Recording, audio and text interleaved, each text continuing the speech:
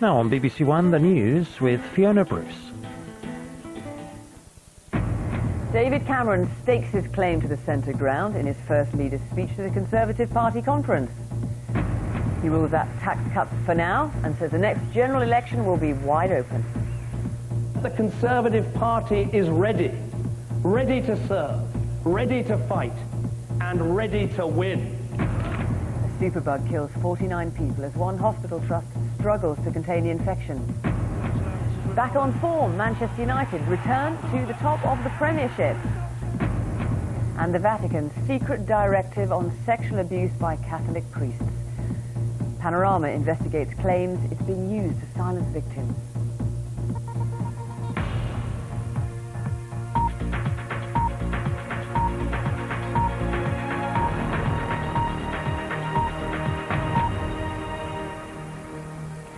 Good evening. David Cameron has urged his party to abandon the ideological wilderness and stake its claim firmly in the centre ground. In his first speech as leader to the Conservative Party conference, he said the party had alienated people by banging on about Europe and tax cuts. It was time for the Conservatives to concentrate on issues such as childcare, standards in state schools and a better NHS. From Bournemouth, our political correspondent Vicky Young reports. A casual David Cameron helps transform a disused church in Bournemouth. He's trying to change his party too. That means demolishing many of its traditional policies. But is it anything more than a quick makeover? We haven't got Annika Rice here yet, but... Nor Charlie Dimmock. Exactly. Water features. We've got the Tories, that's even better. But some Conservatives are uncertain about where Mr Cameron's leading them. Today he told them where he thinks the party should position itself. For years, this country wanted, this country needed, desperately, a sensible centre-right party that would do sensible centre-right things. Well, that is what we are today. The centre ground of British politics, and that is where we're going to stay. And the big theme for the week would be social responsibility, he said. It's not about waiting for the state to do it all, but taking a responsibility, making a difference, saying loudly and proudly, this is my country, this is my community, I want to play my part. Watched by Senator John McCain, the man who wants to be America's next president, this would-be Prime Minister tackled his critics head-on. The Cameron charisma may have won over some, but the clamour for detailed policy ideas is growing. His response, now is not the time. How superficial, how insubstantial it would be to try and make up policies to meet the pressures of the moment. Policy without principle is like a house without foundations. It will not stand the test of time. So a defiant message from Mr Cameron, who's also dismissed the growing calls from the right wing of his party to promise large tax cuts. But are Conservatives here happy that he's refusing? Walter Wolfgang was ejected, show that not everything goes to plan. This year he's back, now a member of Labour's National Executive. What disappoints me is that after all this, and after after people have seen through Tony Blair and seen through New Labour, that at this point they're still trying to stage manage conference even more. Debate or not, to many delegates the leadership issue is an unwelcome distraction, but it's one that's not going to go away. James Hardy, BBC News, Manchester. Well, let's talk to our political editor, Nick Robinson. Nick, we saw some dissent in James Hardy's report there. So how united is the Labour Party tonight? Well, I think large parts of the Labour Party are united behind the idea that tearing themselves apart is only good for their opponents and for some people in the media who fancy watching the spectacle. But that doesn't mean that they're united about the way ahead. So you are seeing people saying nice things about each other. Even Charles Clarke, for example, who was so rude about Gordon Brown a little while ago, said tonight that some had reacted in a way that was not in the best and most advised manner. But on the other hand, you're also seeing people like Peter Mandelson, who is not using very thick code to say, when he says you need to command respect from the public, not the party, that's his way of saying it's no use Gordon Brown being popular here.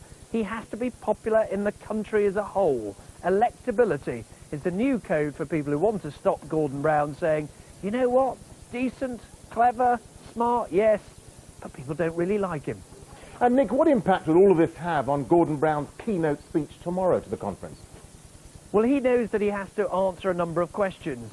Question 1, has he undermined Tony Blair? Well, he'll answer that by lavishing praise, I'm told, on Tony Blair. Question 2, is he not really a reformer, not really New Labour? He'll answer that by insisting he's the centrist, he's the reformer, he's the moderniser.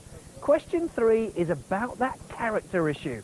Is he just too stiff, too awkward, if you like, to be successful in an election? And he will answer that by trying to say his politics is, yes, about substance, not style, not, if you like, about celebrity. His problem is there are 2 new polls out tomorrow that show that he is not doing terribly well. And what is happening at this conference is he is being put on trial by Tony Blair's friends. They're not attacking him. They're waiting for him to fail. They think he will. And if he does, they'll run someone against him. Nick, thank you. The bodies of a 21-year-old man and 2 teenage boys have been recovered from Ullswater in the Lake District. The friends are thought to have got into difficulties when swimming yesterday. They've been named by police as Tajinder Singh, 15-year-old Harvinder Singh, and 17-year-old Sabveer Singh, all from Wolverhampton. A 5-month-old girl has died after being attacked by 2 Rottweiler dogs in Leicester. Police say the baby was mauled in the living area of a pub kept by her parents. The 2 dogs have now been destroyed. Here's Rajesh Merchandani. A sunny Sunday, yet this pub's been closed all day.